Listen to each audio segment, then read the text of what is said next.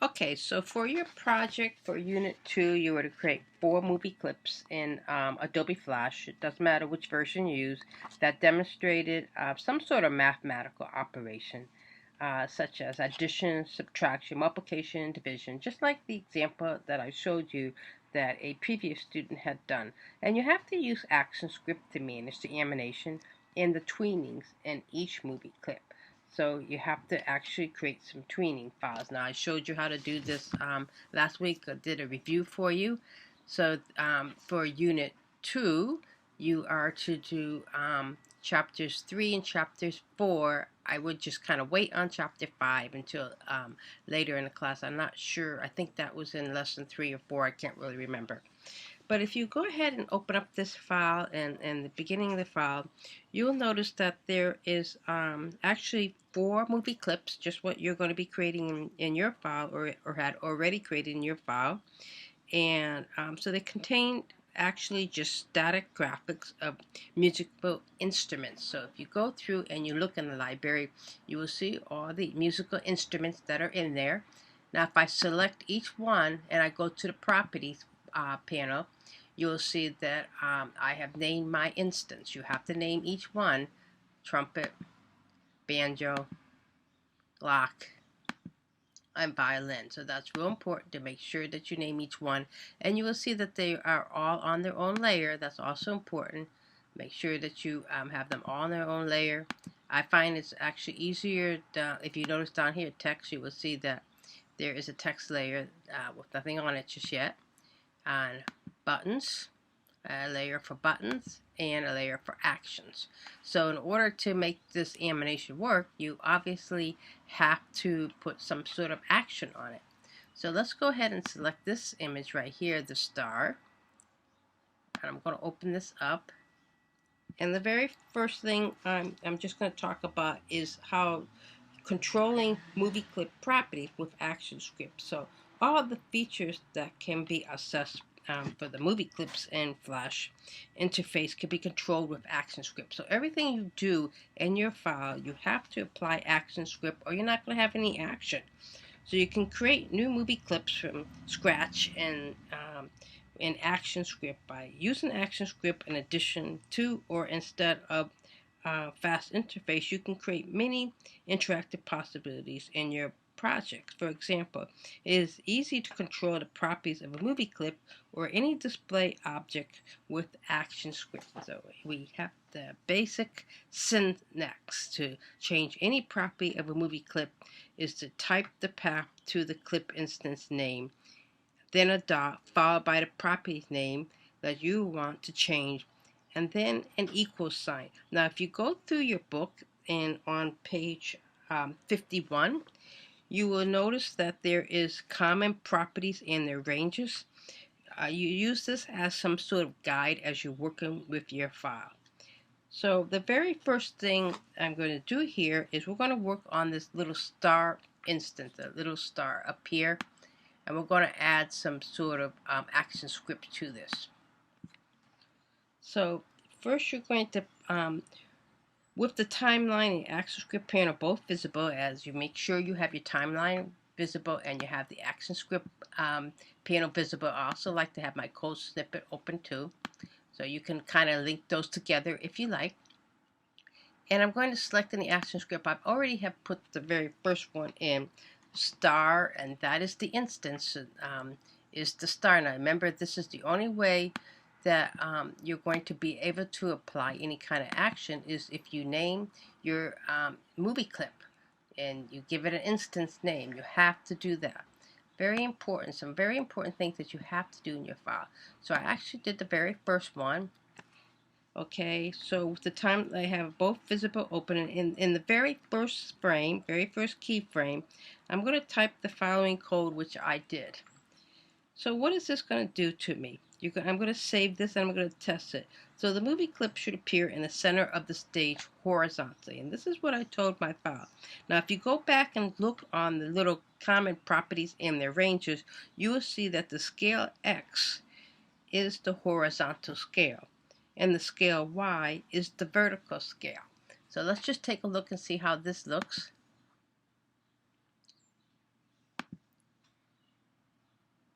Okay, so you'll see that the star has gone into the center because that's what I told it, and that's what I want it to do. Now I'm going to change some other properties of the star. So I'm going to add the following code. So you can go ahead and do that. I'm going to just, sometimes it's easier just to copy and paste. I don't know if it's going to let me do this. I know you could easily do this in, it won't let me do this. You can easily,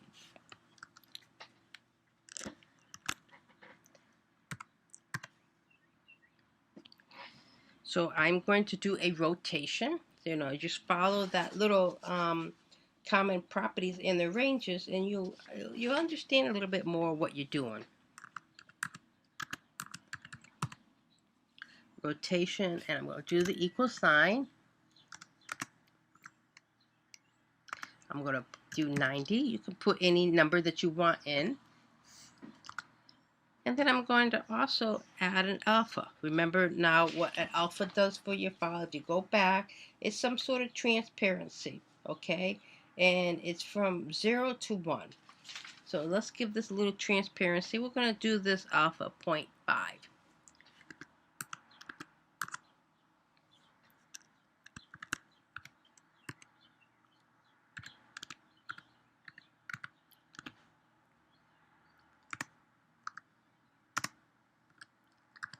Okay, so let's just take a look and see what this looks like.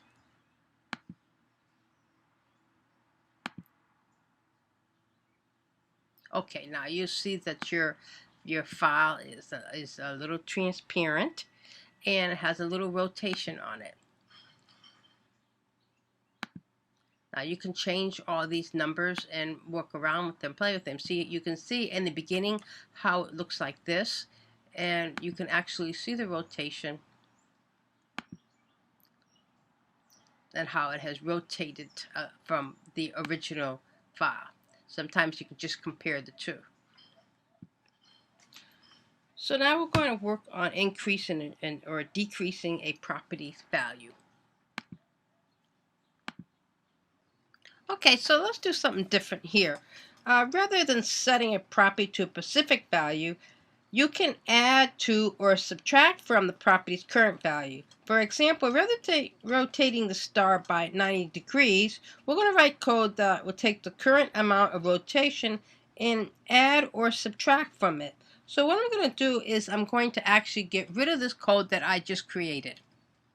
I'm just going to actually delete this. And I've already written this code out. So what I'm going to do now is I'm going to, you can open up the code snippet and you can use it for the add event listener for the mouse click. And what I'm going to do is I'm going to add a value for the star instance for rotation plus equals 5. So let's see what this does for us. I'm going to test this and take a look and see what this does. Okay, so every time I click the star, it rotates 5. It goes around and rotates 5. So you can use the plus equals as a shorthand way of saying take the current value of the object on the left and add the value on the right to it.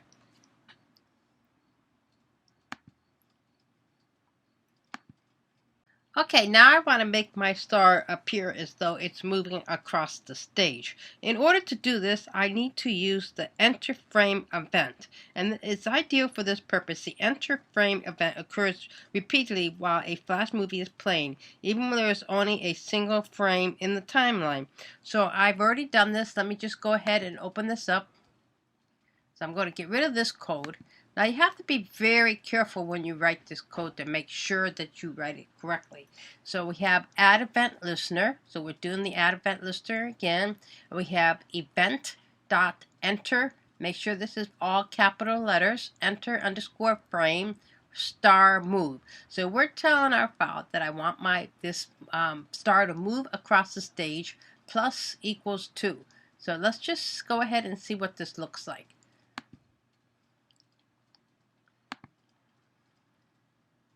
Okay, so my star is going right across the stage, all the way across It's actually going right off the stage. Let's just play around with this a little bit. Let me just see what happens if I put 5.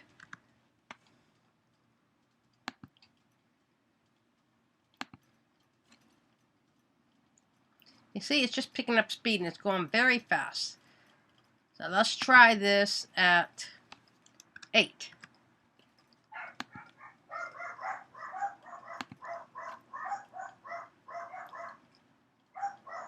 Okay, so I'm going to stop here.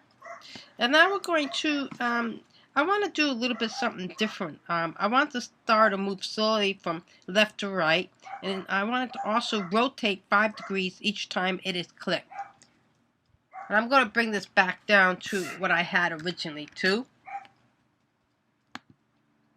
I'm going to change my code a little bit. I'm going to modify it. Instead of my star going all the way across and keep moving off the stage, I want it to come back to the beginning. So I want to tell my file the stage width. So I'm going to modify my my code a little bit. So I'm going to say is less than stage width, then or else star dot x equals 0. So I'm telling my file that I want it to go all the way to the right, and then I want it to come back over to the left. So let's just take a look and see what this looks like.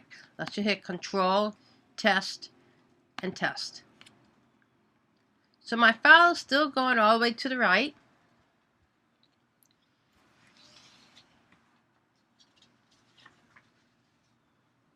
And now it's going to come back to the left. It's going to keep repeating itself. It will continue to move to the right, and then it will go back to the left to the beginning. And this is what I want to do. So I'm going to save this right here, right now, and we're going to finish up this little tutorial here.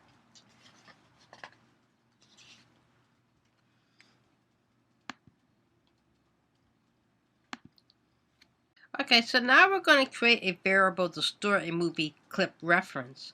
So when you create code to make the buttons at the bottom of the stage change the properties of the 4 instruments, which instrument the user selects determines which movie clip the button affects.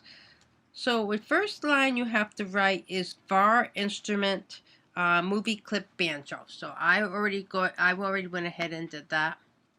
So we have var instrument movie clip banjo. The instrument variable you created was given a default value of banjo. Next, you're going to give the user some feedback in the text field to show which instrument is selected. So this is going to show up on the stage. So what we have to do is we have to write this instrument underscore txt dot text equals the banjo has been selected. So let's go ahead and see what this looks like. We're going to go to Control, Test, Test. So now you see that the banjo is shown. The banjo has been selected. So let's go ahead and write add event listeners and functions to the 4 instrument clips to let the user choose the instrument. So we have to write the lines add event listener for the violin, the banjo, the trumpet, and the clock. So let's go ahead and do that. So I went ahead and did this already. So I have the 4 here. So we have violin, add event listener, mouse click, event.click, and then the same for the banjo, for the trumpet, and then the clock. So you're going to save and test the movie, but now you have to actually put in the function. So you have to go ahead and do that. You have to write the function for each one. So you have your add event, now you have to add the function. So you have the function for the violin, mouse event void, violin, and then the text is going to show up. So this is the text that you want to show up. The violin has been selected when the user selects the violin. And the same for the trumpet, and the same for the banjo, and the same for the clock. So let's just test this and see how this looks.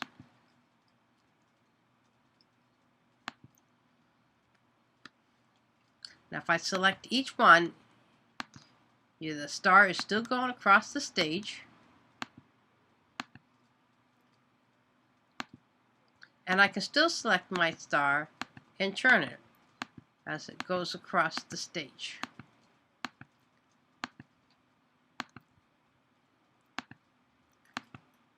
So we want to give our users some ability to interact with our file.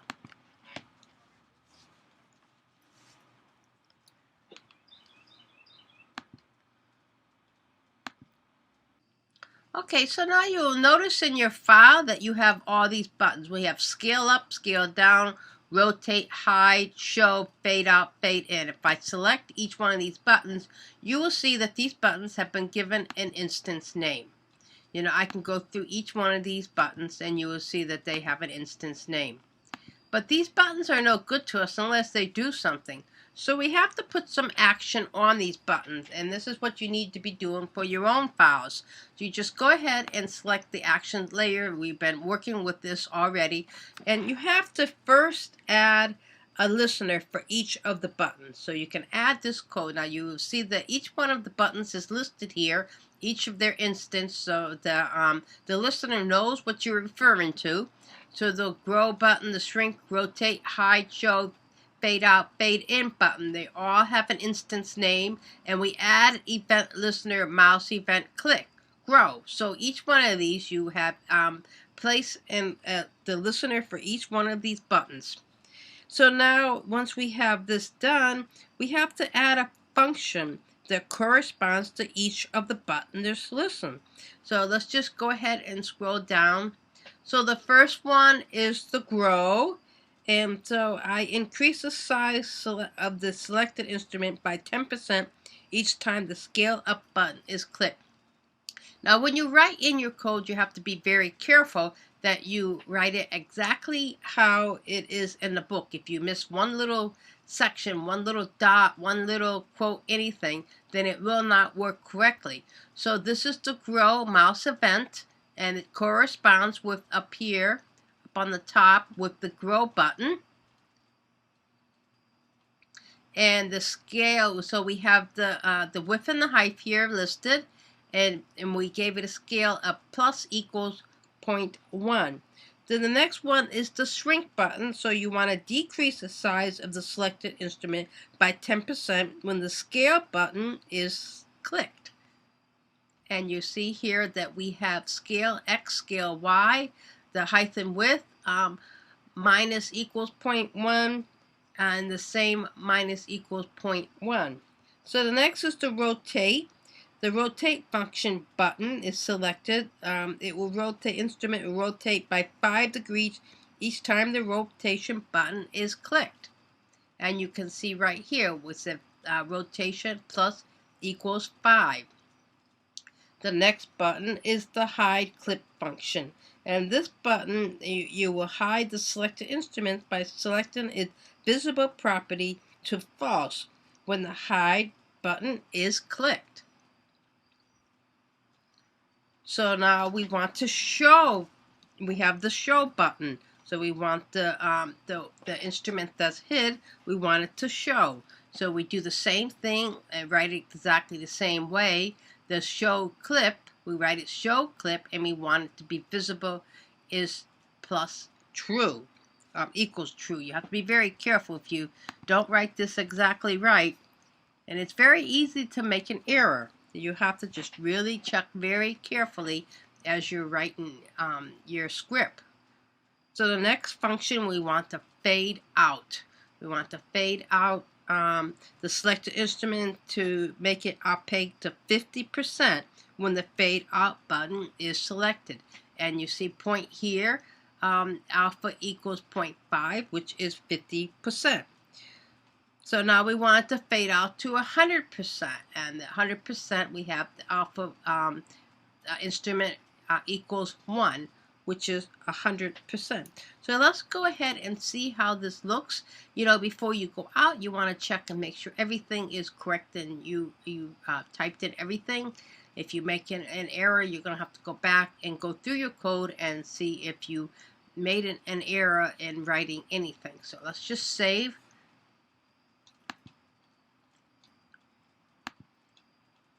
And let's just see how this looks. Okay, so our star is still going across the stage. If I select the violin, you will see that it shows here the violin has been selected. Scale up, scale down. Okay, let's just try the trumpet. Let's rotate it. Let's hide it. Let's show it. Let's try the banjo. Let's fade it out. Let's fade it in. Let's try the other instrument. Let's hide that one. Let's show that one. So it looks like everything is working. And like I said, you just have to check very carefully. Make sure that you wrote your code. Yeah, and your buttons are no good unless they do something. So you have to be really mindful about naming your buttons. Make sure you give them an instance name. Make sure you add a listener for each of the button. And then you have to add a function that corresponds with each of the button's listeners.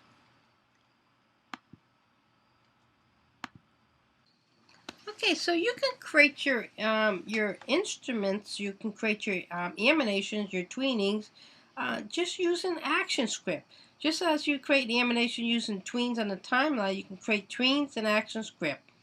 The main benefit of creating tweens in code rather than on the timeline is that the resulting animation can be more versatile and more interactive.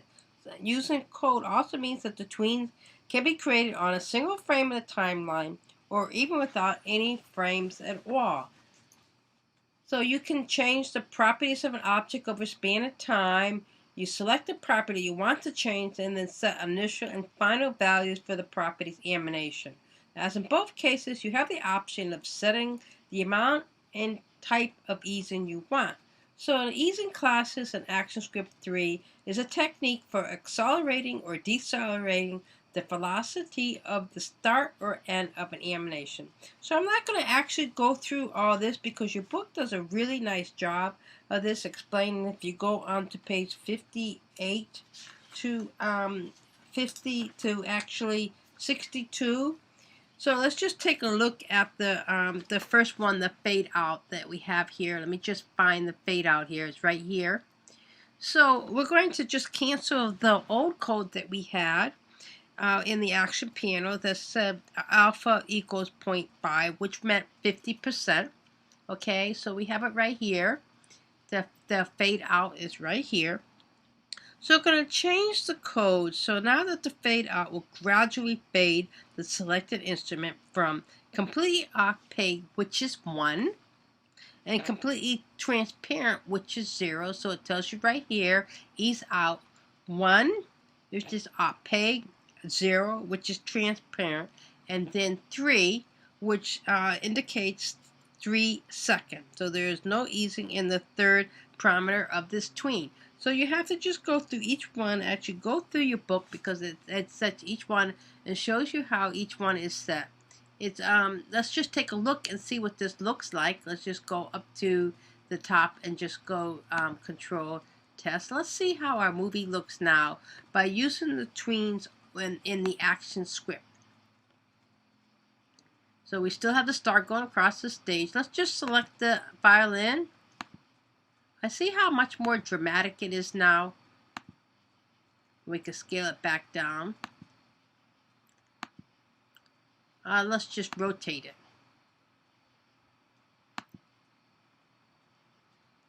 Let's hide it. Now those didn't change. The hide and the show are the same. Let's just fade it out. It's much more dramatic. Let's just fade it in. Fade it out again. So just go through your book. And like I said again, you have to make sure that you write your code. You're very careful when you're writing your code that you write it exactly precise. And if you go through your code, it will show you exactly how to write each one, how to fade in, how to fade out, how to ease. It's just a different way of placing in your tween using ActionScript instead of doing it on the timeline.